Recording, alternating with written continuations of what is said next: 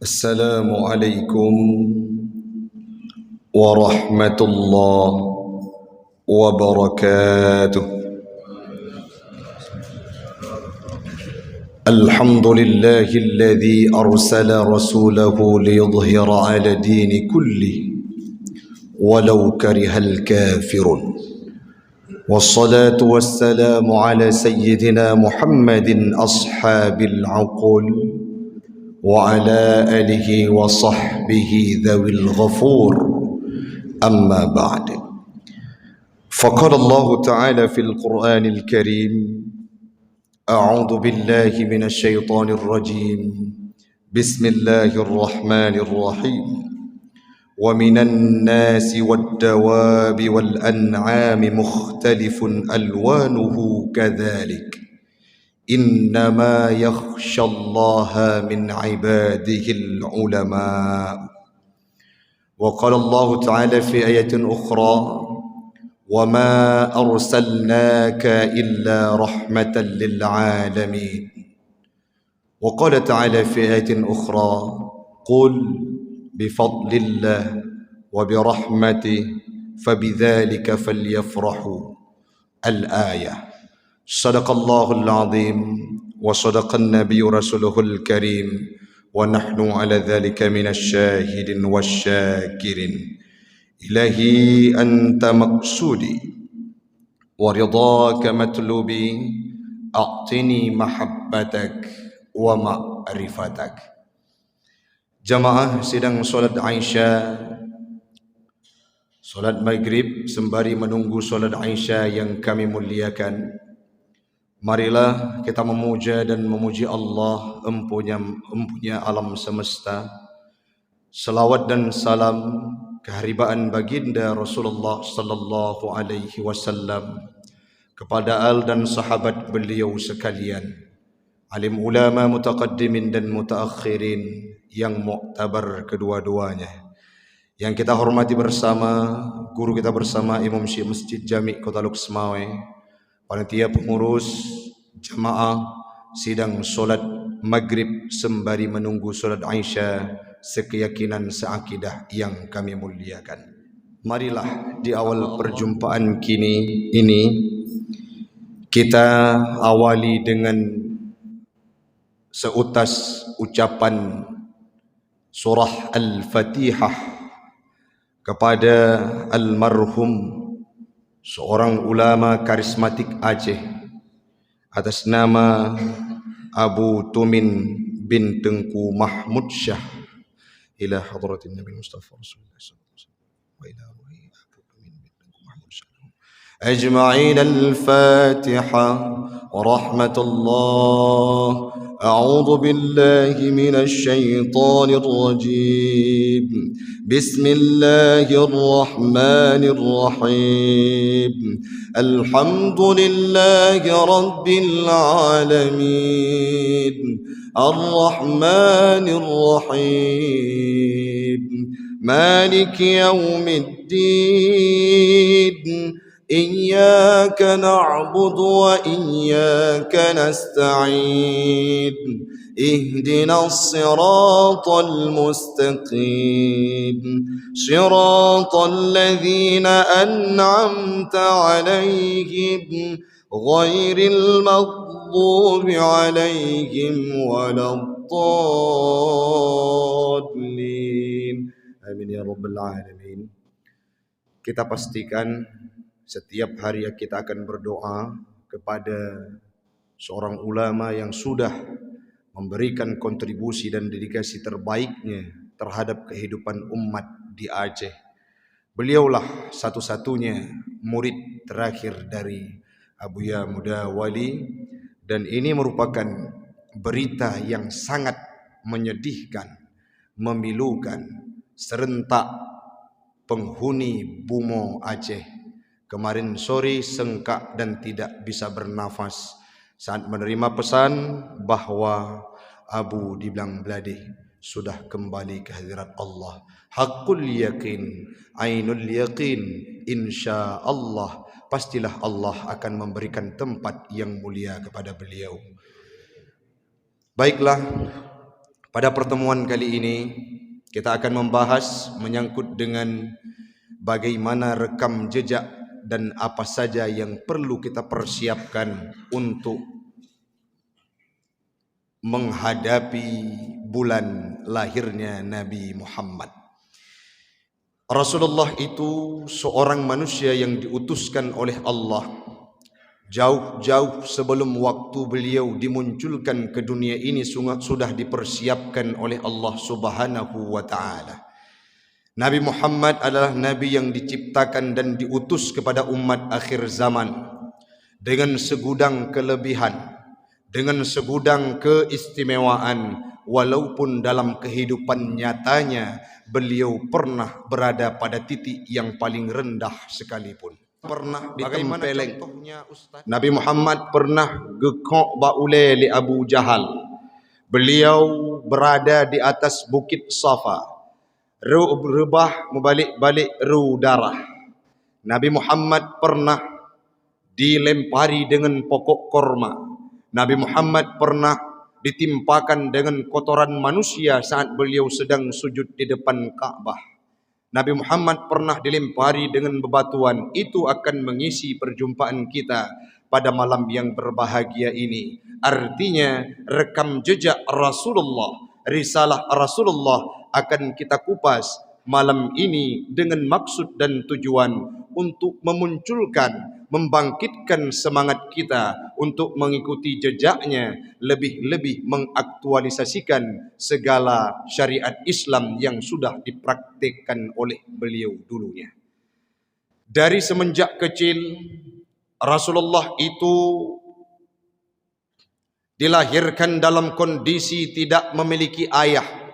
Bukan tidak ada sebab dan tidak ada alasan. Nabi Muhammad diutus oleh Allah dalam kondisi tidak memiliki ayah. Para habaib menyampaikan bahawa alasan yang mereka dapatkan adalah sehingga Nabi Muhammad saat lahir beliau tidak menyebutkan abi. Artinya lagi anak-anak gedanya hotel ubud. Saat mereka dilahirkan ke dunia, saat mereka sudah bisa berbicara, pasti kalimat yang keluar dari mulutnya ma, ayah. Namun Allah menakdirkan kepada Rasulullah, beliau umur 2 bulan dalam kandungan meninggal ayahanda tercinta Abdullah. Kenapa? Supaya kalimat yang terngiang dan terucap saat Nabi sudah bisa berbicara, Rabbi, Rabbi, Rabbi. Apa maknanya? Tuhanku, Tuhanku, Tuhanku. Sepenuhnya beliau akan menyerahkan dirinya kepada Allah. Kenapa? Dari kecil beliau tidak melihat sosok ayahanda tercintanya. Yang selanjutnya setelah umur lahir ke dunia kurang lebih 6 tahun, beliau rindu dengan sosok ayah. Tidak tahu bagaimana untuk melihat jasadnya. Beliau pinta kepada ibundanya, mari kita berkunjung ke tempat makam ayahanda. Pergi beliau bersama Siti Aisyah. Pergi beliau dengan Siti Aminah ibundanya. Setiba di sana, tetruk gedeh urang si'lun, watene wotruh sabuh tempat di Abua meninggal ibunda tercinta. Tidak terlalu terpikat hati Nabi Muhammad dengan orang tuanya walaupun beliau sangat sayang. Kenapa? Karena cepat waktu yang diberikan oleh Allah. Yang terngiang dan tersugesti dalam pikiran Nabi hanya satu kalimat, siapa? Rabbi, Tuhanku. Sehingga hati Nabi terikat dan terpikat kepada Allah, tidak mengenal ruang dan waktu. Lengan gecok li Abu Talib 2 tahun urang si'lun meninggal dunia, 8 tahun umur Nabi. Hidup bersama pamannya sekaligus kepala suku yaitu Abu Talib. Dalam perjalanan Nabi Muhammad tidak semewah yang dibayangkan dan kita fikirkan sekarang ini. Kenapa? Sudah minim pemahaman kita terhadap bagaimana pahit pekik retirnya perjuangan Nabi dalam membawa ajaran Islam. Nabi Muhammad watenejak hijrah baik ke kota Habasyah, baik ke Madinah, beliau tidak menunggangi kendaraan yang mewah seperti kita. Alias cuma onta yang ada untuk beliau tunggangi. Selanjutnya di bawah terik matahari tidak ada aspal, beliau beranjak pergi untuk mensyiarkan agama Allah dan mencari ketenangan. Baju tempat tidurnya tidak berlapiskan sofa, berlapiskan spring bed seperti yang kita rasakan sekarang ini. Apa? Beralaskan pelepah kurma. Kesederhanaan Nabi Muhammad itu terbukti. Harta beliau tidak dimiliki untuk beliau, tetapi untuk syiar Allah dan syariat Islam. Bahkan istrinya Siti Khadijah pernah berkata, "Ya Rasulullah, aku adalah orang yang kaya dulunya. Setelah engkau persunting, aku relakan segala hartaku untuk engkau simbahkan, untuk engkau perjuangkan, untuk engkau korbankan di jalan Allah." Demikian pungkas Khadijah. Bahkan pernah nekun, andai kata dalam perjalanan dunia Rasulullah neme ajaran Islam terdapat sebuah sungai yang tidak ada jembatannya, maka siap tubuhku engkau jadikan sebagai jembatannya. Siapa? Istri Nabi Muhammad, yakni Siti Khadijah. Luar biasa perjuangan Nabi. Pernah saboh ketika orang Syi'lun, Nabi Muhammad itu dililit dengan kelaparan, yang mana beliau sangat kita rindu. Dililit oleh kelaparan, tetapi ada secuil makanan beliau berikan kepada sahabatnya. Beliau gantungkan batu di perutnya sembari beliau lanjut dengan gotong royong alias melakukan aktivitas biasa. Kenapa demikian? Umatnya lebih diprioritaskan walaupun dirinya bisa dikorbankan. Kehidupan Nabi Muhammad, kalau kita ingin mempelajarinya, akan muncul rasa mahabbah terhadap perjuangan Islam. Kenapa? Sangat banyak cobaan yang diberikan oleh Allah sehingga beliau menempati tempat yang paling istimewa. Apa itu? Khatimun Nabiyyin, sekaligus mendapatkan posisi ulul azmi. Mukjizat semua hampir dominan mukjizat yang dimiliki oleh nabi yang lain dimiliki oleh Nabi Muhammad. Nabi Sulaiman bisa berbicara dengan hewan, Nabi Muhammad bisa berdialog dengan kijang. Bahasa katanya gluh. Watai gluh di drop oleh pemburu, dialog singkat dengan Nabi Muhammad. Binatang yang lain juga demikian. Nabi Muhammad sangat banyak mukjizat yang diberikan oleh Allah Ta'ala. Namun mukjizat yang tidak diperuntukkan kepada yang lain, yaitu Al-Quran. Dalam sebuah sejarah orang Syi'lun, jauh-jauh hari Allah sudah mempersiapkan kehadiran Nabi Muhammad.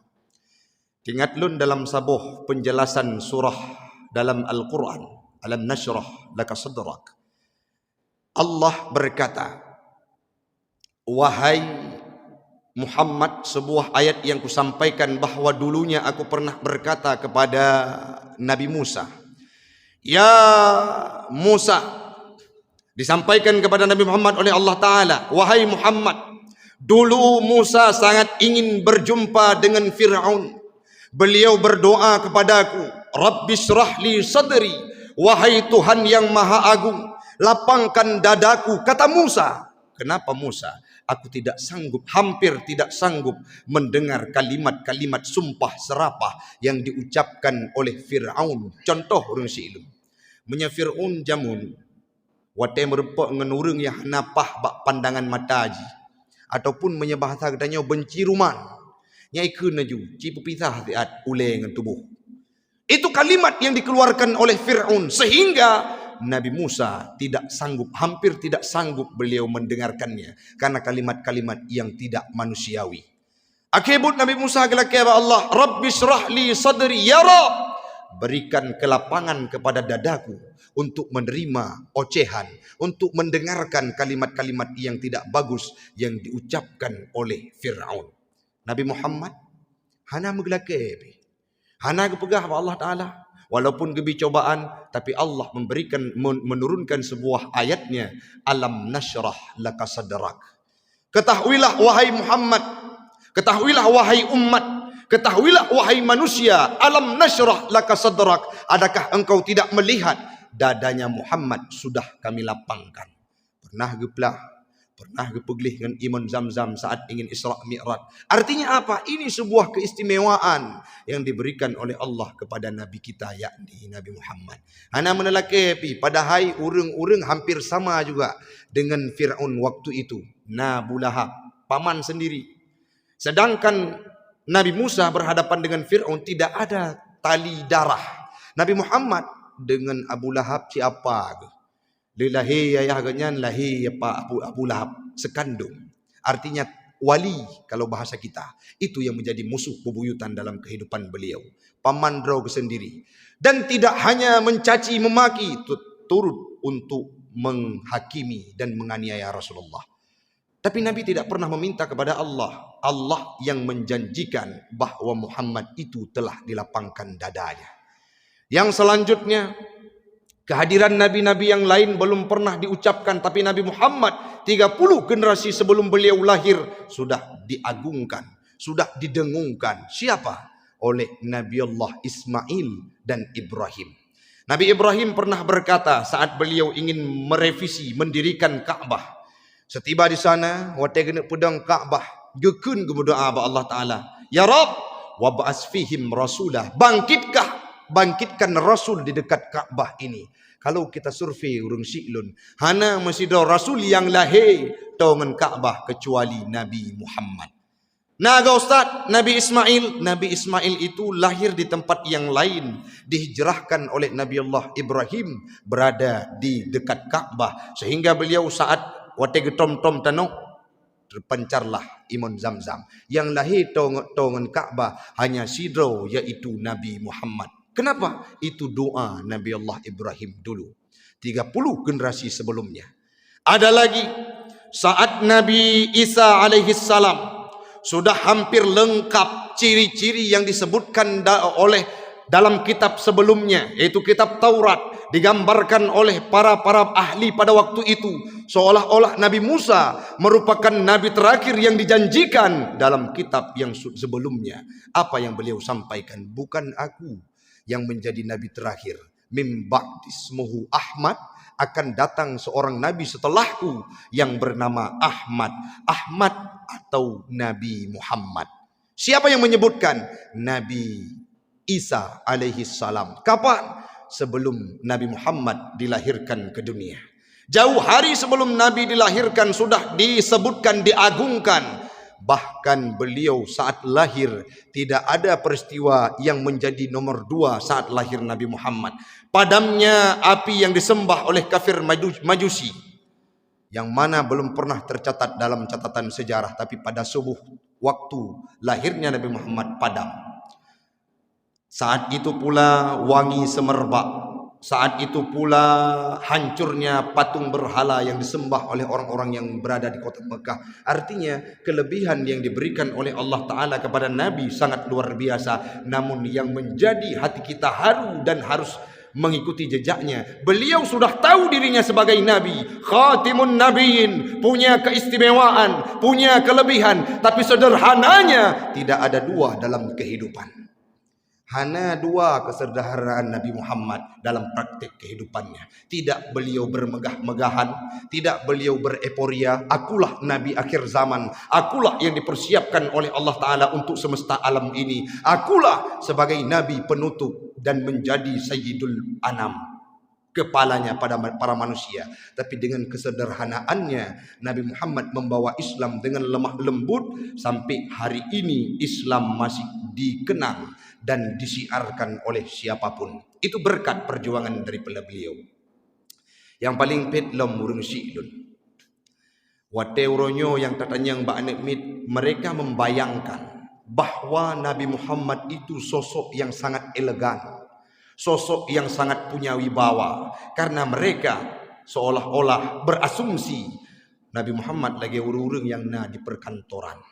Nabi Muhammad lagi pimpinan-pimpinan kita sekarang. Nabi Muhammad berada di unsur pemerintahan, tak ubahnya seperti kehidupan real sekarang. Itu jauh panggang dari api. Tidak demikian. Beliau memperjuangkan Islam dengan luntang lantung, dengan susah payah, tanpa ada penyokong. Bahkan wate meninggai Abu Talib, watenya terjadi embargo yang luar biasa.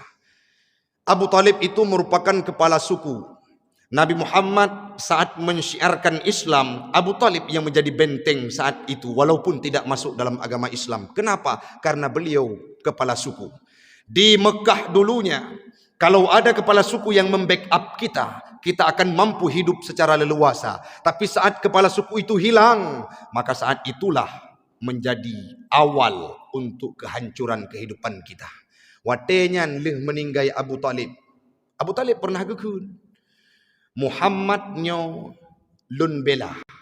Siap tubuhku menjadi tanah, kata Abu Talib pamannya. Andai kata satu helai bulu Muhammad jatuh, maka aku siap mati bersimbah darah untuk memperjuangkan Muhammad walaupun hang getim temung dalam agama Islam. Watai saat itu ditombak Yasir di perutnya di depan mata Nabi. Dibakar tangan paman Utsman bin Affan dalam anyaman yang terbuat dari pelepah kurma. Ike Nabi. Di obrak-abrik kehidupan umat Islam bahkan ada seorang anak yang diusir oleh ibundanya. Kenapa? Karena tidak mau meninggalkan agama Islam, yakni agama Muhammad. Cukup luar biasa watenya le meninggai paman Nabi yaitu Abu Talib. Watenya Nabi ne bergerilya, bedah ne berangkat u Ethiopia, Raja Najasyi menyeken danyo jino. Wahabesyah. Wate terus kede Amr bin As sudah duluan datang untuk memprovokasi. Wate terus kede, namun di sana Raja Najasyi menganut agama Nasrani. Beliau sangat cinta dengan Nabi Isa dan Maryam. Seketika Ja'far saat datang orang yang melakukan provokator, gebedoh Ja'far gebaca ayat menyangkut dengan Nabi Isa, ru imata Raja Najasyi, sehingga di sanalah terdapat pelindungan dari Raja Najasyi untuk melindungi umat Islam pada waktu itu. Watenya Nabi dia bedah berangkat ke Taif. Wate truk Taif urang Silun bersama Zaid bin Haritsah. Wate truk ke harapan Nabi ni jakme agama Islam. Contoh masa gede-gedanyo dilancang garam, ada masalah, kita hijrah ke tempat lain, ataupun punya masalah di tempat lain, kita hijrah ke lancang garam dengan harapan kita mampu membangun komunitas, mampu membangun kehidupan yang indah dengan sanak jiran tetangga kita. Tapi setiba Nabi di Taif tidak disambut dengan kemewahan. Lagi-lagi ada provokator yang truh kota Taif. Buya Yahya saat menyampaikan terhadap cerita Taif, beliau berlinang air mata. Kenapa? Kesedihan yang tiada dua dan menjadi catatan sejarah terhadap kehidupan Nabi itulah di kota Taif. Wate gejak Nabi geme ajaran Islam kota Taif, si peluhuro gedang idih hurung si ilun hana tapu api. Ho yang gepegah abah tia hai dengo. Gepegah abah sibe hai dengo. Uruk Nabi watenyan dikacangkan hana di permun lagi urung hanayu. Saat 10 hari beliau berdiam diri di sana, tiba-tiba ingin pulang. Saat beliau ingin pulang, pada waktu itulah dihadang oleh pembesar kota Taif. Muhammad, engkau datang tidak kuundang, engkau pulang harus kuberikan imbalan. Watenyan ke pedang saf. Pemuda-pemuda kota Taif yang tubuhnya tegar. Bebe tubuh danya malah raya elom. Urung-urung tubuh masa jamun. Gepedang dua boh saf. Di tangan mereka terdapat memegang batu-batu yang besar satu gepal. Kan batai lagi katanya orang Silun. Batai katanya batai ud kalang. Batai tak ud tibik kalang. Tapi miya batai di Arab. Itut leuro hitam keroi batai tak ud tibik darah. Tapi batu tersebut yang dipegang oleh pemuda-pemuda kota Taif dilempari ke muka Nabi. Kena ngeret uya. Aru darah. Galombeh membati wajah Nabi Unun. Kena ngeret uya. Aru darah. Tidak hanya dilempari dengan batuan.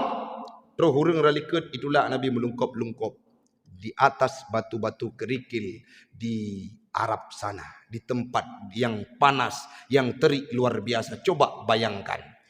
Beliau lewati terowongan yang dibuat, saf yang dibuat oleh pemuda tadinya. Lamati Nabi, ya Allah ba'na laknat, ya Allah ba'na laknat, ya Allah ba'na laknat. Cina bayangkan sepo akhlak yang laginya nurung Silun. Batai atas muka, wi unun ilungkop ro darah, bajai putih mewarna darah. Tapi lamati Nabi, ya Allah ba'na laknat, ya Allah ba'na laknat, ya Allah ba'na laknat. Karena mereka tidak tahu dengan keberadaan diriku. Bacut-bacut nejak Nabi urung Silun sampai bih gerbang Taif. Maah cakap gambaran ji lagi tidro urang gua dinehun. Na iya kutonya lohop nyan. Gebedah ge ateh masjid hana gerah kate.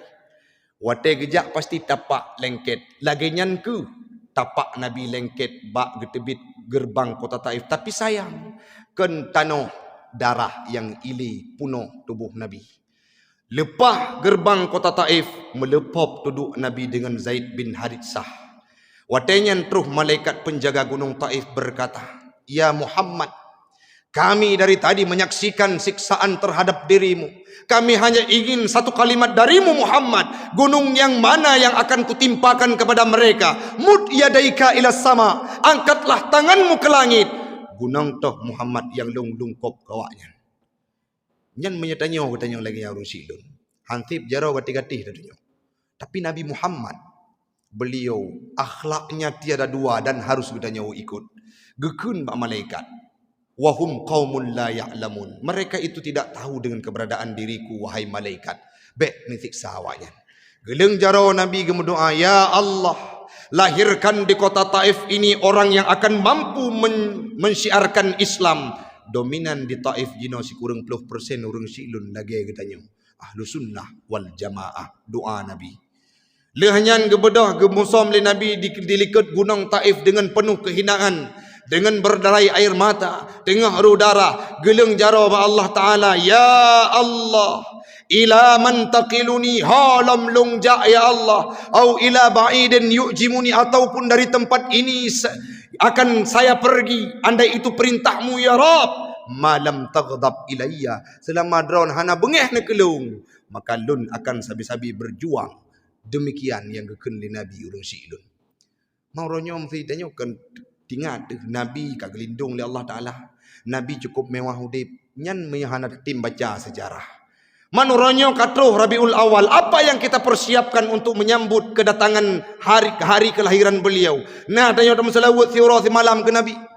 Nah, pernah tak ingat Nabi? Nah, tak baca sejarahnya ataupun cerita-cerita menyangkut dengan Nabi Muhammad itu akan menjadi dongeng belaka yang tidak pernah kita sugestikan kepada anak-anak mudanya. Sehingga waktu itu dengar nama Muhammad, oh Nabi Muhammad. Oh Muhammad, cuma sekedar sepintas lalu. Orangnya kajet robah mindset orang silun. Butekli itu. Waktu kita baca sejarah-sejarah Nabi Muhammad. Waktu kita selawat betul gezah. Bahkan Umar bin Khattab adalah orang yang tidak siap menerima Nabi Muhammad itu wafat. So yang pedame, watenyan Umar bin Khattab kalage urung pungo urung silong pekon, handepah keterima Nabi Muhammad meninggal dunia. Karena Nabi Muhammad itu mampu membawa peradaban yang sangat lembut terhadap akhlak manusia. Umar bin Khattab luluh lantah dengan Islam yang disuarakan oleh Muhammad. Handepah keterima. So yang pegah Muhammad muwafat nyokuta gekun le Umar bin Khattab, tapi watenyan terus Abu Bakar yang sangat bijaksana. "Ya Umar, Muhammad itu manusia, bukan malaikat, bukan makhluk yang lainnya.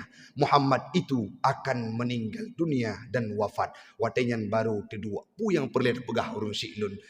Umar bin Khattab sekali Umar bin Khattab yang jin ye ke Umar.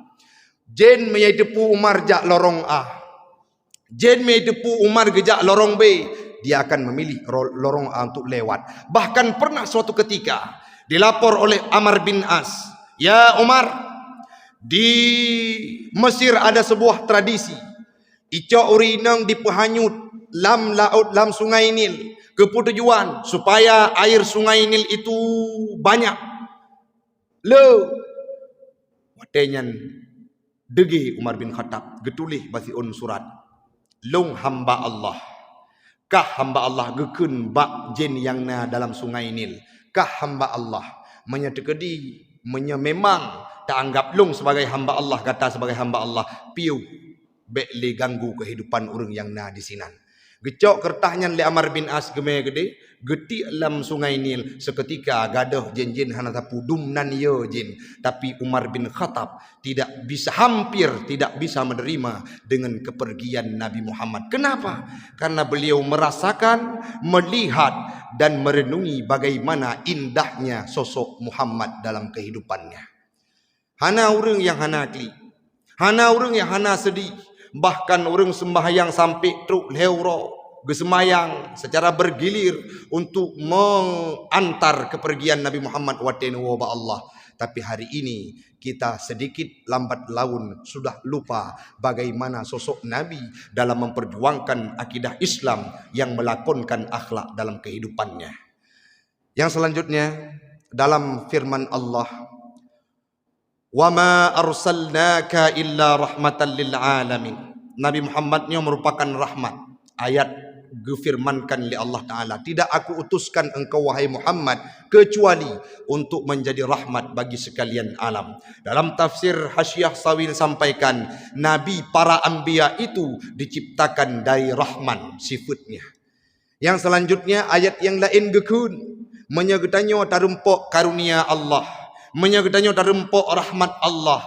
Qul bifadlillah wa birahmatih fabidzalika falyafrahu. Hendaklah senang, hendaklah farih, hendaklah kita berbahagia. Baik nikmat, rahmat yang diberikan oleh Allah Ta'ala. Kita ambil sebuah kesimpulan, kehadiran Nabi Muhammad, lebih-lebih ini dalam bulan hadirnya, bulan lahirnya, mari kita sikapi dengan kebahagiaan. Luapkan kebahagiaan ini dengan segala sektor, yang penting tidak menentang dengan syariat Islam. Semoga dengan waptanyo le tam selawat, dengan tanyo mahabbah kepada Nabi, akan diberikan peluang oleh Allah Ta'ala kita berjumpa dengan Nabi Muhammad di yaumil qiyamah dalam surganya. Yang terakhir, urang Syi'lun, uronyo diketanyo ditimpakan dengan musibah yang sangat besar, yaitu dengan kehilangan sosok ulama karismatik yang merupakan warasatul anbiya. Dalam sebuah hadis yang diucapkan oleh Nabi dengan riwayatnya yang sangat banyak yang sudah kami pelajari saat MK hadis tematik di kampus kami.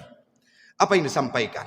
Ulama itulah cerminan, ulama itulah tanda, ulama itulah barometer bahwa ilmu akan diangkat oleh Allah Ta'ala menjadi petanda kiamat dunia akan datang dengan sebab hilangnya para alim ulama.